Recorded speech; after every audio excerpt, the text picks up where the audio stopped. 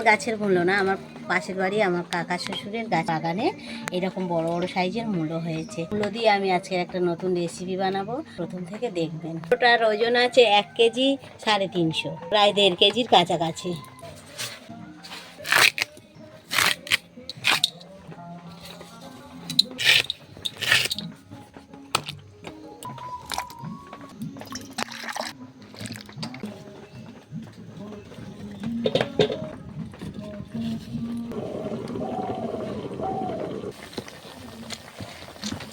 একটু 400 গ্রাম ময়দা রয়েছে।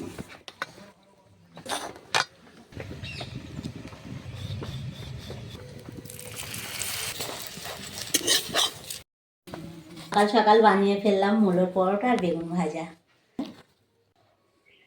চ্যানেলটিকে সাবস্ক্রাইব করবেন আর ভালো লাগলে কমেন্ট করে জানাবেন।